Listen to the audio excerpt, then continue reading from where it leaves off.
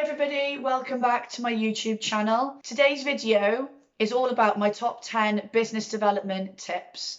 It came out way in front on a poll I did recently on LinkedIn, so I listened to you guys and I've done the video today based on that. I'm not giving these in any particular order. I actually found it quite hard to filter it down to just 10 tips. It's something I could seriously talk about all day, so you're welcome to add any comments in the box if anything you think that I've missed or anything that you think can benefit other people watching this video. First of all, I think it's really important to be authentic, because it's totally true that people do buy from people, and the more we sound like a robot or that we're just in on the hard sell straight away, the more resistant people are going to be to building a relationship with us. So when you are doing your business development sessions, and this is whether you're giving someone a phone call, you're attending a Zoom meeting, a networking event, now we're all getting back to normal, or putting together an email, really try and be authentic and sound like and be yourself. Because ultimately, the reason they're going to commit to working with you isn't just about the product you've got or the candidates you've got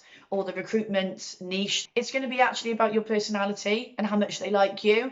So the more authentic you are from the get-go, the easier you'll probably find it to be establishing these relationships. Secondly, put yourself in your client or your customer's shoes. Sometimes we forget to think about, where are my clients? If I was them, where would I be and how would I want to be contacted? So it's taking a step back and really thinking that through. I know that through the pandemic, for a lot of people, they were working from home, they weren't in an office. So the only way you could really contact them was email. For other people, their clients might be on LinkedIn all day. So a LinkedIn message could be a great way of building an introduction with them. It could be a phone call. You know they're going to be at a desk in an office. So if you're going to try and speak to them, you're probably best trying them there. It's thinking about their preferences and their preferred methods of communication, not yours. Adapting to your prospects will show a level of understanding.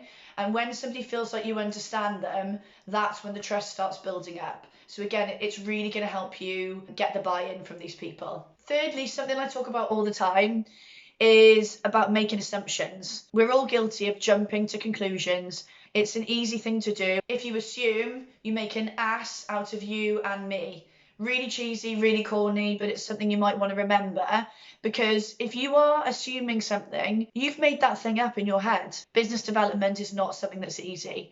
We want a successful business development call or a chat with somebody. So take a step back, and before you don't do the thing that you're meant to be doing, ask yourself, how do I know that is 100% true?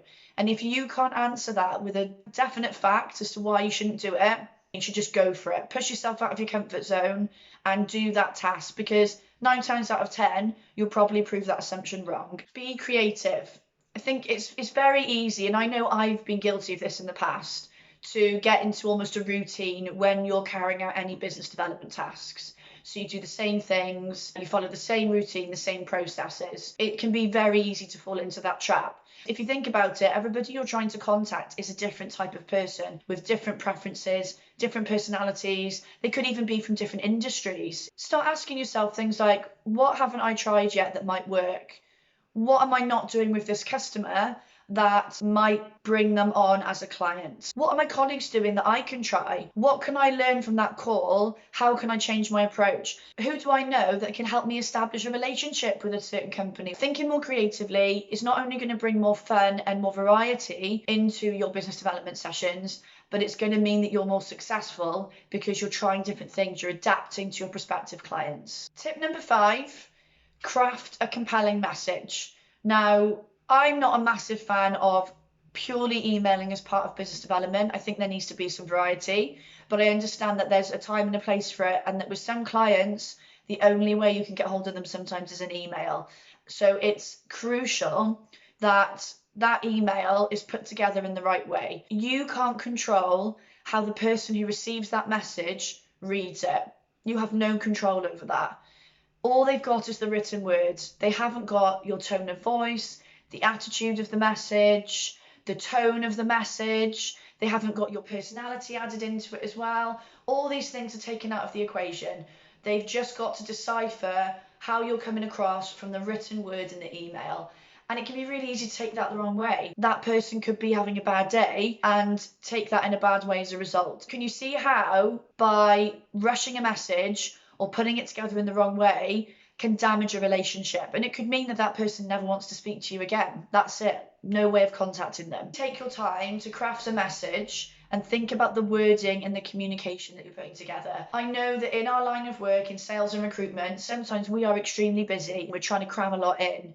So emails sometimes can feel like I can just write this quickly, but try not to do that. You want to craft a message that's going to make them warm to you. It's going to compel them to reply and have a call to action. Tip number 6, be resilient. Let's be honest, in sales and recruitment, we get a hell of a lot of no's. In this line of work, the resilience is super, super, super important. If you get a no, it's about learning how to deal with it, move on and get yourself ready for the next call and not take it to heart. It's also about knowing that no doesn't always mean no. Could be not right now. By writing somebody off just because they won't take your call initially, or they say they don't need your recruitment services at the moment, you could be missing out on a future client that another competitor will quite happily keep in contact with and take from you. At the end of these calls, think about, okay, what could I have done differently there? What buying signals did I pick up on that I could maybe use to call them next time? How can I keep in touch with this person?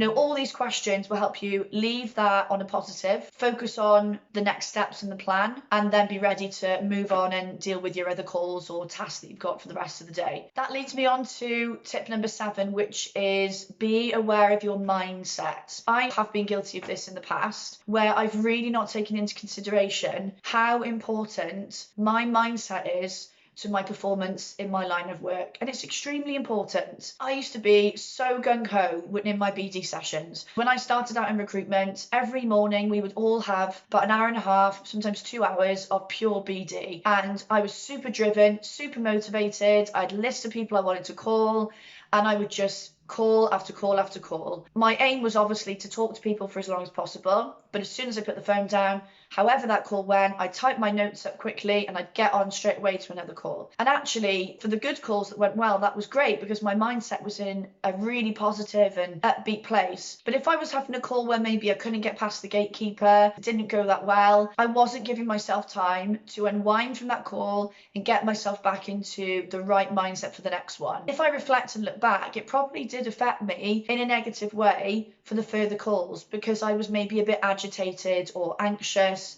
or annoyed. It's not the best mindset to be in when we're trying to win over somebody and build a relationship with them. So if you have a BD call that doesn't go to plan, you're not happy with something, or you just leave it not feeling great and you know your mindset has been affected, take a breather, get yourself back into a positive mindset. Maybe write down the things from that call that you think went well, the things that you're going to do differently next time. Sometimes it can be just closing your eyes and taking a few deep breaths, breathing out the negativity, getting your mind focused, ready for that next call. Whatever works for you, but the biggest thing is don't rush and take your time because you don't want your further calls or BD activity to be affected by that. Tip number 8 is research. Again, this is something that I think gets neglected because people see it as being quite time consuming, but it's actually going to save you time in the long run if you do the right research prior to any of your BD activity. Taking the time to research a company to make sure that they fit in with your niche or fit in with the types of clients that you've already got that you want to grow on. It's making sure as well that you've got the right people to contact.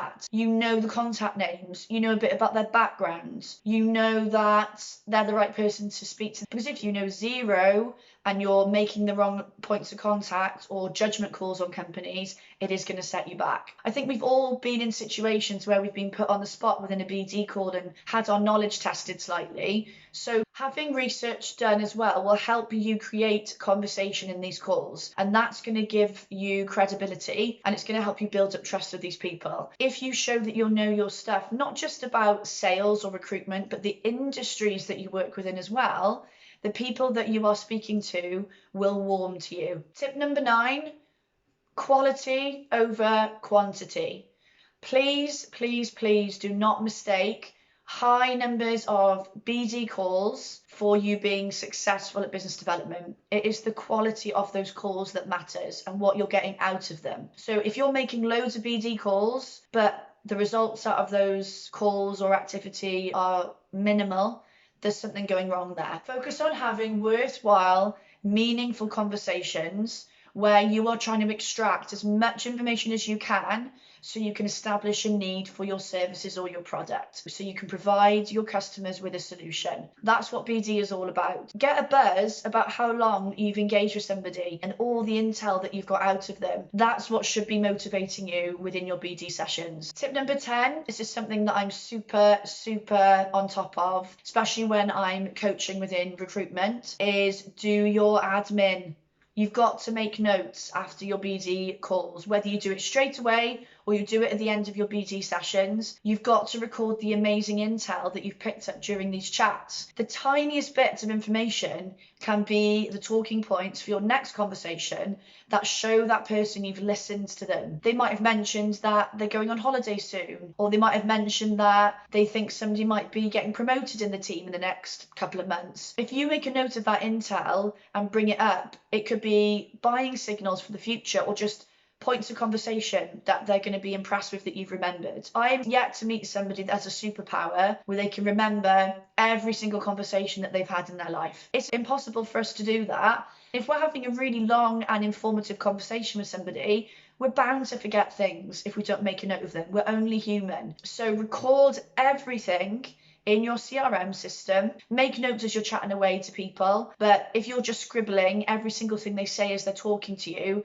you're not effectively listening. So it's jotting down the key points, but then writing everything up straight after the call so it's fresh in your mind and you can get it all recorded. Don't leave it too long to record those notes as well. It can be tempting to put it off maybe till the end of the day sometimes, but the fresher the conversation is in your mind, the more you will be able to retain, ready for when you next go to call them. So I'm going to give you a bonus tip because, as I said earlier, it was really tough for me to narrow it down to 10. So that is that you should never leave a BD conversation with somebody without either closing, if it's appropriate, or booking in a follow-up. So it's asking, would you be happy for us to support you on that role? Would you be happy to go ahead with that today? Anything that's going to give you that clear yes or no as to whether they want to work with you. If it's not appropriate for you at that point to do a full close, it could be booking a follow-up meeting. So when would be a good time to follow up with you? It's a perfect way to get something booked in the diary and also clarifying, how would you like me to do that? They might say, actually it'd be good for you to come in and have a chat with me. Give me another call back, or actually email me and we can book in a call. Getting something put in the diary means you're leaving that conversation in control and they've given you permission to contact them again. It keeps your diary nice and organised and full of amazing follow-up calls to continue your relationships with people. I hope you found the video valuable today. I've got plenty of other videos on here from the last few months that may be useful to you that you might want to have a look at. Please leave your comments with any tips that you've got for your business development that you think will help other people. If you would like to have a further chat with me about support with business development, whether that's for you individually or for your recruitment or sales team, you can visit my website to book a chat, or you can message me directly on LinkedIn. All my contact details are below this video. See you soon, guys. Bye.